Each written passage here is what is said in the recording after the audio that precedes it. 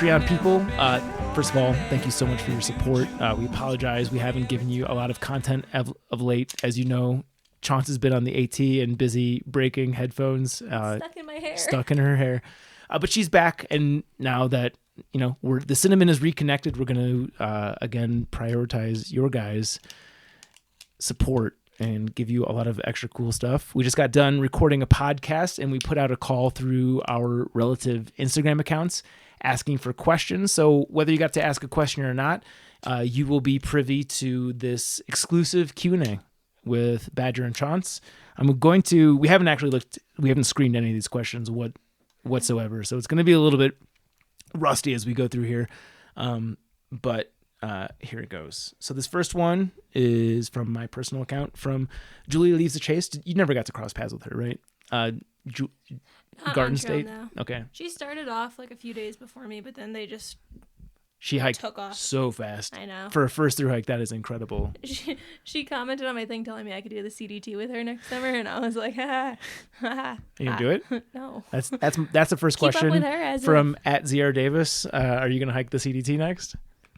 Oh, I want to do it in sections. I want to do it like exactly what you said, how you want to do it in sections. But I kind of want to take it slow and enjoy it, and not like 3,000 miles in one summer is just a lot. And I want to enjoy each part of it. It's supposed to be really beautiful. I don't want to rush through it. Yeah.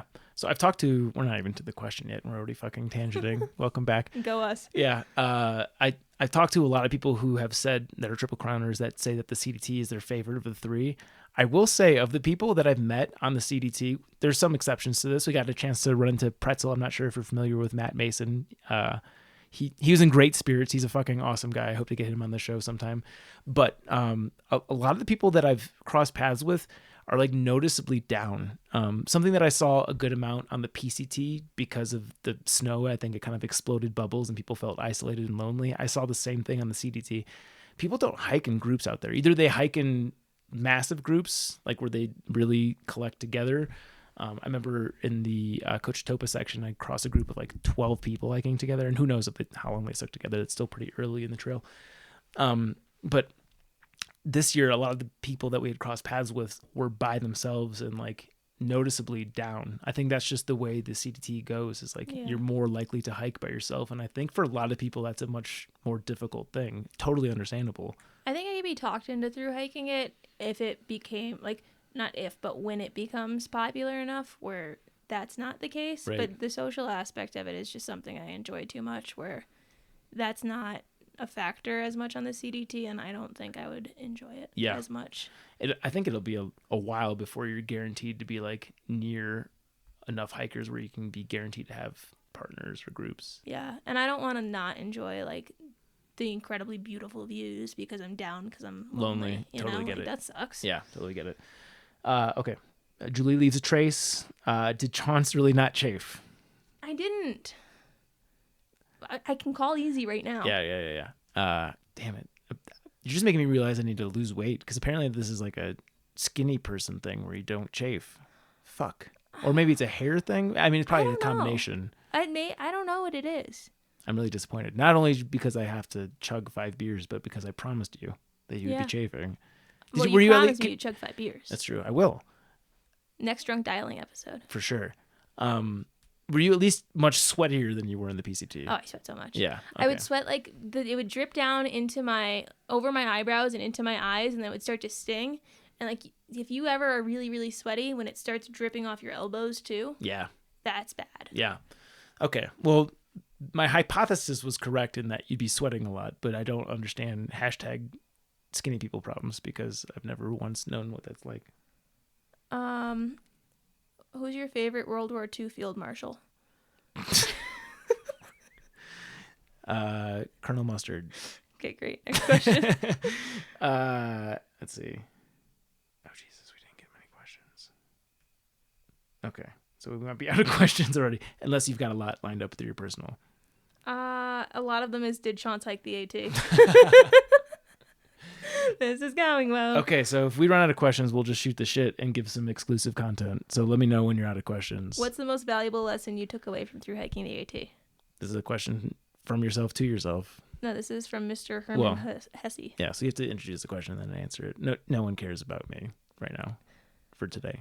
What's the most valuable lesson you both took away from through hiking? I didn't hear the both part of it. No, because I phrased it to you. Okay, fair enough. Most valuable lesson. For me, I probably sound like a broken record, but like it set the precedent that I could do very hard things. It set a new high water mark for what is actually difficult and stressful in my life, and it kind of put everything that came thereafter into perspective. So, I still get stressed out by stupid shit like I think normal people do, but it certainly reframed my perspective of what stressful is, and I think made me a much mentally healthier person. I think my most valuable lesson is that there's no tremendous difference between fully completing a through hike versus missing a section of one. Like getting to the end of the AT versus getting to the end of the PCT. Getting to the end of the AT, like there was no extra fireworks or anything that wasn't there on the PCT. And if anything, the finish of the PCT might actually feel more accomplishing to me because it was much harder for me to achieve, and I had to go back whenever I actually end up doing that. But if you don't complete a through hike and you have to go back and make up part of it, or you have to complete it in a different year, it doesn't make you any less than someone who did, and it's not any less of an achievement. I think, everyone expects it to be like, oh, well, how does it feel that you finally completed one? It's no different. Yeah. That reward or milestone should be set intrinsically and not at the mercy of the trolls on Facebook or Instagram or whatever it might be. Like whatever goal that you want to achieve is the only thing that should matter, and you should not care about what the peanut gallery has to say online. I don't even when I was typing my post, I don't even care to use the phrase through hiker too much. I still type long distance hiking because it's that word just got kind of destroyed in terms of being a happy word when everyone gave me so much shit after the PCT, where it's I don't it's not oh, I'm so excited I can finally use the phrase through hiker. It's I don't really care to use it. You know, it's just a word, and you guys kind of spoiled that word for me. And sure, I'm a through hiker, but it's still a long trail. You know? It's just no different. So slightly devil's advocate, and I for full disclosure, I 100% agree with you. But I will say that I know you, and you certainly weren't yellow blazing or skipping miles. So, there's got to be a reason why you stayed true to the trail and didn't skip miles when, you could have skipped parts that were boring or that weren't exciting for you. Yeah. I'm not saying anything along the lines of people that skipped loads of miles and still call themselves a through hiker. I'm just saying that, the title doesn't make a difference in the sense of accomplishment, I feel. I don't feel a different sense of accomplishment being able to call myself that versus not being able to call myself that on the PCT. Right. And I didn't not skip miles on this trail because they were boring or, any of that stuff. The only reason I skipped them on the PCT was because I didn't have the skill set to go through that type of condition. If I had the skill set, I would have gone through. Yeah. So, and it would have been dangerous to your well-being. Right. And that's not something you should feel less accomplished for. I still don't think I should have been in those rivers at that time.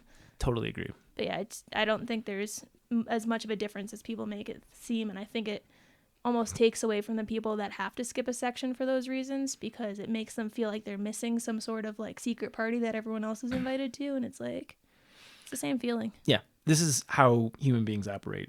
We are driven by our egos, and people let's beat everyone down and make them feel like shit. It's because they want to feel better about themselves. That's just how that is. Dun, dun, dun, dun, dun. Do you have any new poop stories? That's not the question for you. You kind of touched on that in the podcast. Is there anything in the podcast? No, I'm saying, do you have? Oh, do I have any new poop stories? Because I said I didn't, but do you? Ooh, I don't know if I can. I think I can say this. I think he'll be cool with it. It's not even that funny, but I think it is kind of funny to me. I'm going to say it, and then I'm going to talk to Jabba to ensure that I get his permission to actually put this on something. But Jabba is a person who poops a tremendous amount, more than anybody that I've ever met. That's not unsurprising. Yeah, I think he's just got he processes things very quickly. You can tell by the way that he is. He's a high energy person. I think the internal wheels are moving very quickly. So we're out on this hike. He's pooping at a rate that's even above his own standard, to the point where he's worried that he's going to run out of baby wipes by the end of it. Like he's going to run out of something to clean his butthole with before we can finish the trail, to the extent where when I offered up giving him an Imodium, like an anti-diarrheal medication, he gladly took it. Like he was trying to plug himself up because he was worried that he wouldn't be able to wipe his butt by the end of the hike. As it turns out, when you listen to the podcast, you know that won't be an issue per se, but the poop story. Oh, and it actually, there's another layer of funny because this is something I didn't even touch on in the podcast. We found a service where a guy will come and drop off food halfway into the hike. So we didn't have to start out with 8 days of food because we eat a lot and that would have been very heavy. So we started out with 4 days of food, had someone meet us a little bit further than halfway to drop off another 4 days of food. Despite being very experienced hikers, we still suck at the food game. And Jabba, myself included, sent way too much food to the point where he felt compelled to eat way too much just to get his food weight down. However, he was already confronted with the issue of shitting too much. So he was stuck in a conundrum of carrying too much food versus shitting too much. And it was really the ultimate double-edged sword in a poopy kind of way. That's not too bad. No, I think he'll be okay with that. I heard that mac and cheese is a good way to stop yourself up.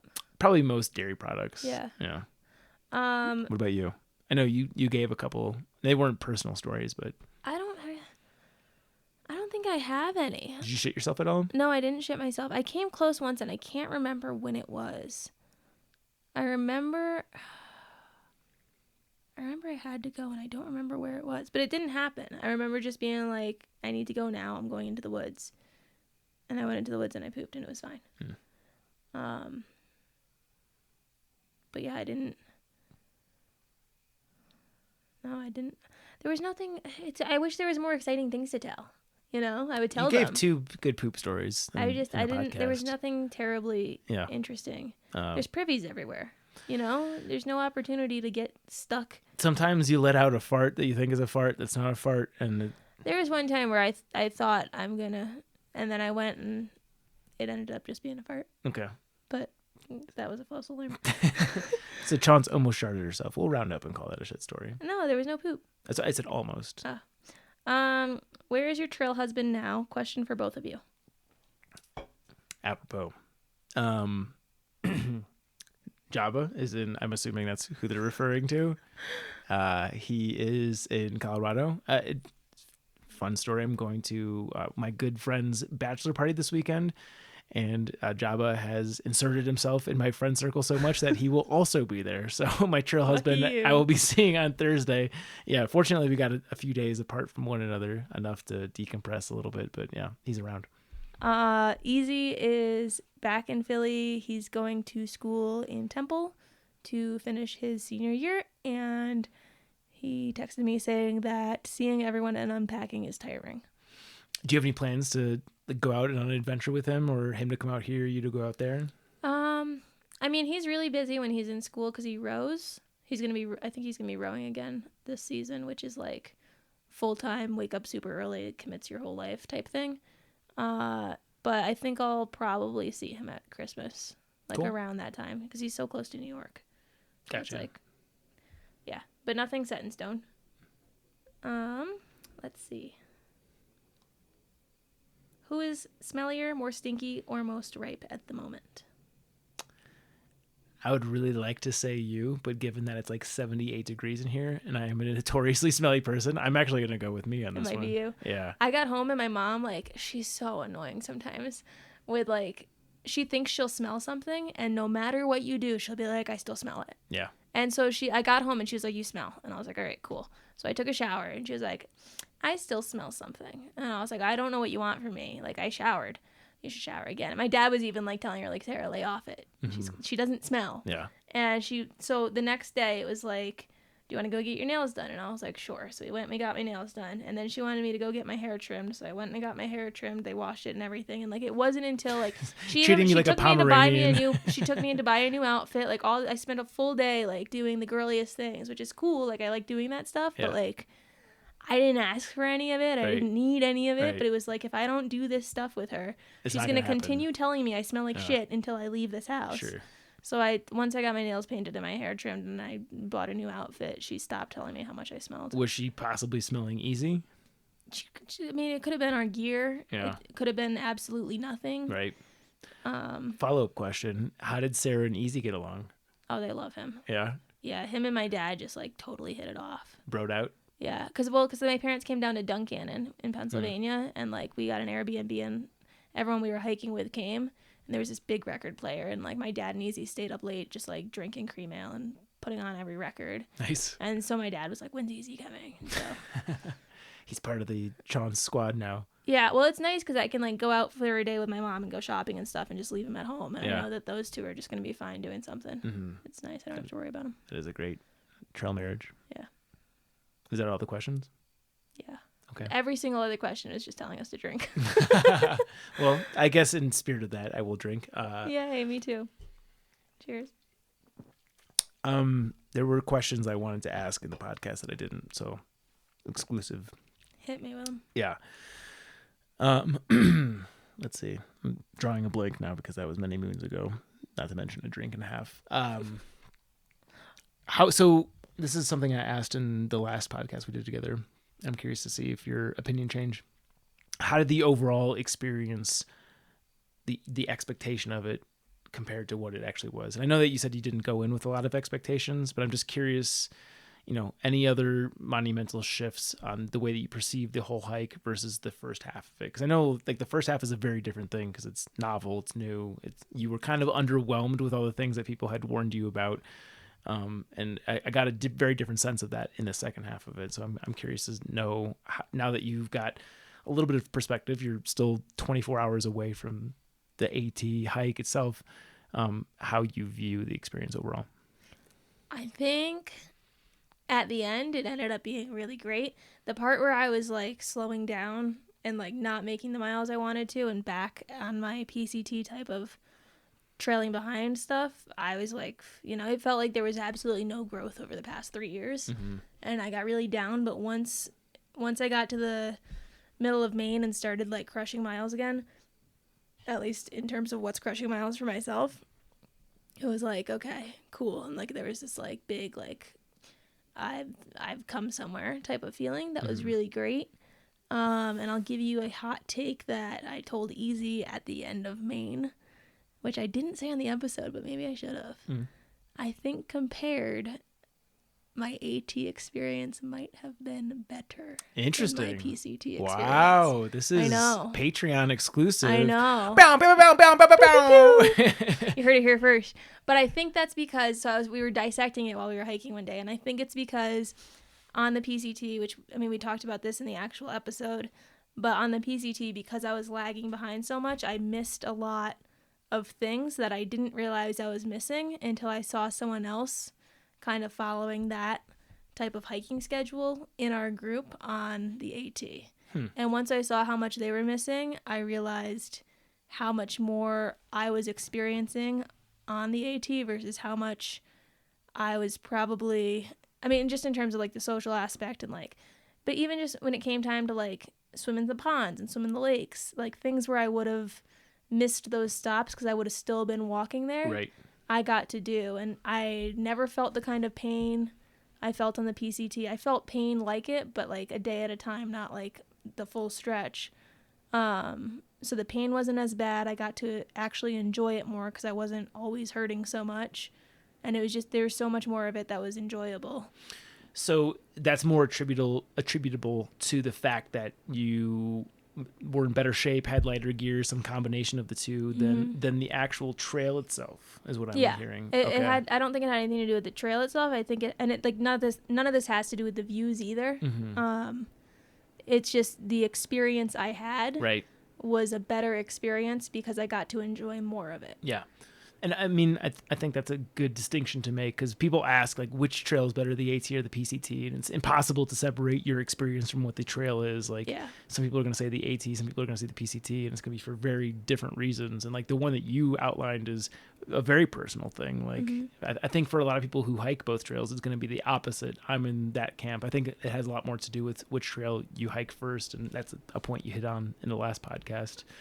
I do think, though, that if, like, I think that while you can't say which trail's better, I think that if someone were to ask which trail they should do first, if they were planning to do just one trail, I don't think that's an answerable question either. You can't let's go there. You can't. Well, I don't think if you had to pick between the two, I think it's more up to personal preference and what you're looking for. Right. But I think if you're planning on triple crowning, for example, I think start with the AT. Yeah. Because you start on what is your standard stereotypical trail. Like it's a trail through woods, and it goes. And it goes up and down, and it's steep and stuff, but it's just trail through woods, smooth. And then you get into, like, the rocky stuff, and it gets more technical in that type of way. And then you get to New Hampshire and Maine, and it's steep rocks, and it's, hard in that type of sense where you're physically, hurting your body to have to make miles, and you're pushing yourself to get there. And if you think from that, then you go to the desert of the PCT.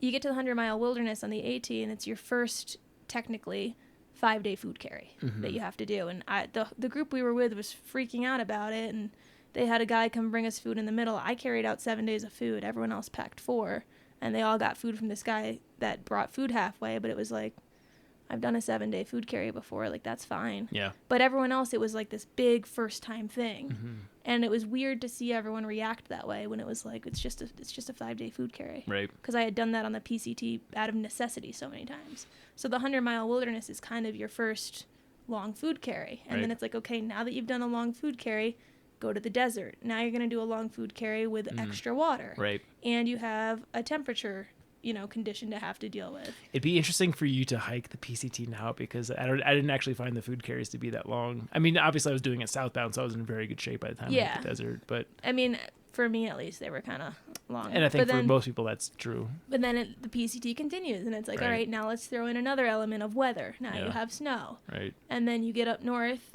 and it's like you're racing forest fires and things like that, and it keeps adding other elements onto, like, each step of from Georgia up is like we're taking your standard trail and we're adding rocks.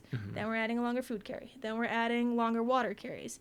Then we're adding weather conditions. Then we're adding speeding up to race weather and to race fires. And then you get to the CDT, and I haven't done it, so I can't really speak for it, but it's more route finding and navigation. And it's kind of like going from class 101 to class 201 to class 301. Yeah. So I can definitely see why doing the AT first makes way more sense than doing the PCT first. For sure. What was I going to say? I had heard on the AT, and I think because this had been said, I kind of let it affect my perception, and I ended up ultimately agreeing with it. I wonder, one, if it's still first is saying, and two, if you would agree with it, that once you get to the mid-Atlantic, I think probably like, let's say, Maryland or New York, somewhere in that range, that each state ends up getting progressively more difficult. The saying that I heard that I thought was really true was by the time you get to New Hampshire, you've done 80% of the miles and 50% of the effort. Yeah, that one, and I've heard it even 80%, 20%. I haven't heard that phrase until I got to Maine. I don't know how I avoided that phrase, but I hadn't heard it until I got to Maine, and I was just like, thank God. Someone didn't read Appalachian Trails. You gave me Pacific Crest Trials. You didn't give me Appalachian Trials. Okay, fair. Sorry. What was I supposed to do? Buy it? What was I going to say? But yeah, so I'm glad I didn't know that. Because I would have been, when I was like having a hard time in Massachusetts and Vermont with my midday meltdowns, if I knew that, I would have been like, fuck. Did you like Vermont as much as I did? Without knowing how much I liked Vermont. I really liked Vermont, yeah. Yeah. I was just blown away by the culture and like the towns itself. Everything seemed so peaceful and beautiful. Maybe it was just good weather that I'd hit, but what I didn't like about Vermont was, I mean, it was really muddy. Yeah. So everything was super slow because it was like walking in sand when it's like every step is like it's pulling you back too. And then also there were so many long trail hikers that it was like the shelters were full, the campsites were crowded. Everyone was asking you about like gear and how much your pack weighs and all kinds of shit. And it's like no one actually cares how much your pack weighs. Like when Southbounders started asking us how much our pack weighs, like we're just like, dude, no one cares. Like I don't know how much my pack weighs now. No one does. And like I get that you care because it's the start of your hike, but you're not gonna care soon. Right. And like no fault to them. It's just that's what people talk about in the beginning. Yeah, icebreaker questions. But it's hard when you're that far into your hike and like the beginning, like. It's like going that far into the hike and then being put back to the beginning and talking about the same stuff again. Yeah. And you don't want to be mean to people, and you don't want to be a jerk just because it's not a topic that interests you anymore. But it's hard to have those conversations and seem excited and, talk to people at shelters and stuff again without being uninterested and just wanting to go off and seclude yourself. Do you have any takeaway lessons from your time after the PCT that you're going to implement to avoid post-trail depression? So the one thing that I've already been telling myself in the past weekend, because it's like I'm needing to remind myself this, is that after the PCT, I came back and I didn't have a job. The only difference is I had a place to live after the PCT, and I had a bit more money in my bank account. So I was more comfortable when I came back from the PCT than I am now, but I was so stressed out about finding a job, and I was applying every day and sitting on the couch in my house just like freaking out that no one was going to get back to me and all this stuff. And I got my job, and I remember just like 6 months into it, just like stressing out about the fact that like they could tell me how many days I could take off. Mm-hmm. And that was, that's how many days I can take off. And I had that whole month off, and I just spent it stressing out, and I should have been going for hikes during the day and applying at night and enjoying the fact that I had a month off, even if I wasn't having much during that. And so every time I'm starting to like stress out a little bit right now, I keep reminding myself that the number one thing I was kicking myself for after getting a job was not enjoying my month of fun employment. Sure. So I'm trying to have a funner time living in squalor right now. It is a true slap in the face to jump right back into a job after a thru hike. Like, it'd be the ideal scenario to get like a part-time job and kind of like ease into it. Have you thought about serving? This sounds like I can. Yeah. You should. They're all options. I just haven't, like, those are like 3 days, 4 days from now. Yeah. Thoughts. Right. I'm just, get something where you're working like 2 to 4 at most days per week and like fun jobs. Yeah. I think it was too much of the grass is greener when I got back from the PCT, where it was like I need to be working and doing something productive, otherwise I'm a failure. And then I got it, and I was like, wow, I wish I had more free time. I wish I took advantage of that free time that I had when I had it. And so now I'm trying to, like, it's the same thing where it's like everyone has a problem with me living in my car and is freaking out about that except for me. And it's like this, I'm enjoying it while it's happening. Right. Was there anything at the end of the hike that you were actually looking forward to coming back to the real world or Denver or whatever it might be? Were there aspects of this life that you were looking forward to, or was it all dread? It wasn't all dread, but I know I've lived in Denver now for 3 years on and off. And so I know what things are going to be like here, and it's comfortable. It's nice. I like seeing my friends. I like doing all that stuff. And so obviously I'm looking forward to coming back and spending time with them and going to concerts and, like hanging out with people. But it wasn't like I was dreading it, but it wasn't like I was trying to rush it to happen, I don't think. Yeah. It was just like, I know that'll be nice when it happens, but I also know that I'm going to miss this, so I'll enjoy this while I'm here, and I'll focus on that when I'm there, and it's going to come whether I want it to or not, so I better just enjoy this while I have it, because this one's going to leave soon. What's the most embarrassing thing that happened to you on the AT? Ooh. I'm not good at thinking on the spot. These are the times where I need to message Easy and be like, what's embarrassing? I don't know if this was embarrassing, but like, I can tell you it's not even funny. It sounds bad. Go on. It's not even a good story now that I'm thinking about it. We decided that my stomach is like pizza dough. I was laying down one time, and like, when you're with people for so long, like things get weird. And so like I was laying there, and like Easy just started like poking my stomach while he was eating dinner. Yeah. And he's like, wow, it's so squishy. And I was like, I know. Like, no matter how in shape I get, it's just still so squishy. And he's like, it's like pizza dough. And I was like, I know. And so he just started like kneading it like it was pizza dough. But then like everyone else started looking too. And then they wanted to knead it. And so I'm just laying there, and all 10 of them are coming over, taking turns kneading the pizza dough. And I'm like, well, this is who I am. Like, no matter how fit I am, it's just going to be a little pizza dough belly. I think that's more unique than you were originally anticipating. I've never run into that scenario before. Yeah, I got a nice little, I don't know what you would call that, but That was eventful. Uh, I guess that could be embarrassing to some people. yeah, certainly. What would you say is your next trail? I think when you go on the long trail, I'll probably try to finish the Colorado Trail. I've got 85 miles left. Which segments? 24 to 28, but it's like annoying because Molis Pass, whichever one is in between 24 and 25, is like a really accessible road. And getting up Stony Pass out of Silverton is like annoying as hell. And I don't want to drive my car up that. I tried driving the Jeep Wrangler up that and I turned around because I don't like Steve exposed to stuff. So I think I'm going to have to out and back 24 and then do 25 to 28 and then go back for my car. Are you going to out and back 25 to 28 also? I don't think so. I think I'll out and back 24 on like its own trip. And then I think I'll go to Durango, find my way to the start of 25, and then go back. I feel like it's easier to hitch to the start than it is to hitch back. Yeah. Like, it's easier to drive to the end and hitch back to the start than it is to drive to the start and hitch back to it. After it went over high route, it literally took us 24 hours to hitch back to my car. We got off at 7:30 p.m. and we were hitching back to my car until about 6 p.m. the next day. I think we connected 9 hitches, and they were all fucking awesome rides. One of them was with like a young couple that had just moved to Wyoming, which was like stoked to be hanging out with other dirtbaggers. They gave us a bunch of whiskey and other stuff. That's part of the adventure. So Gummy Bear is taking off from Breckenridge going south because he wants to do New Mexico and like that part of the CDT. Yeah. So he's taking off from Breckenridge going south starting I think this week. So he and I might do a segment or two together depending on where he is. Cool. I don't know.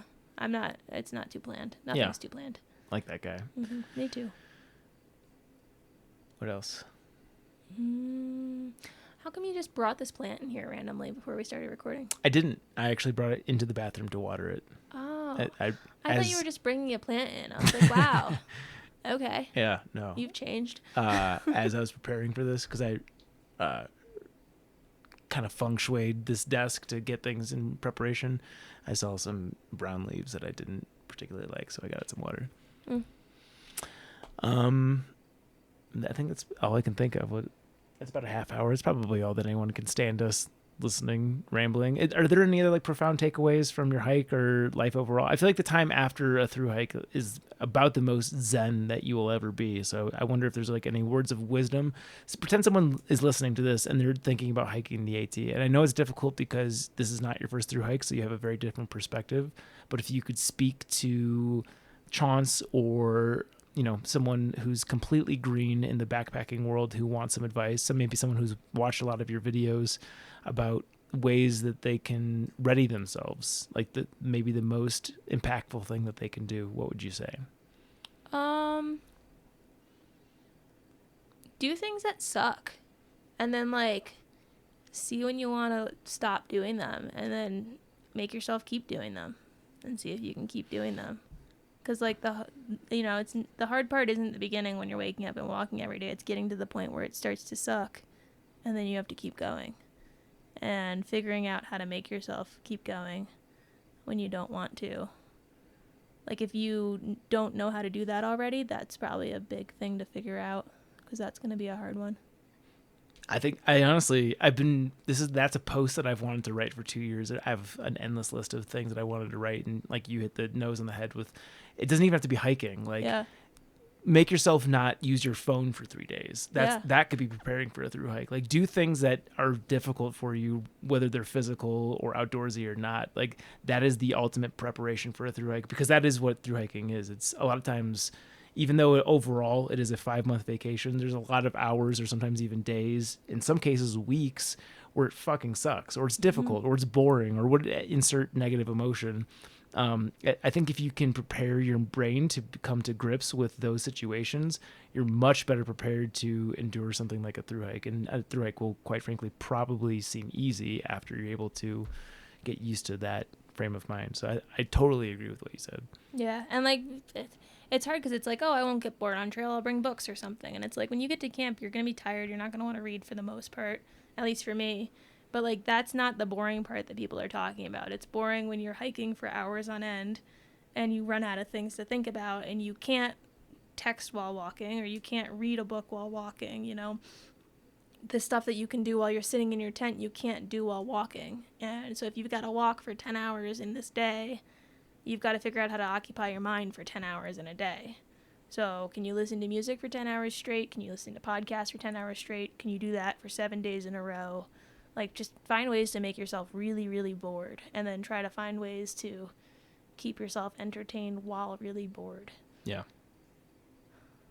Doesn't sound very fun when you say it that way. No, but it's a good life lesson. Yeah. Like if you're constantly surrounded by an easy lifestyle or a situation where you bail when things get hard, like that's the recipe for a soft character, which is eventually going to break because eventually something difficult is going to happen to you, whether you're prepared for it or not. And I think through hiking is a great metaphor for life. Like eventually things will get difficult, and I think through hiking is a good way to prepare for those times.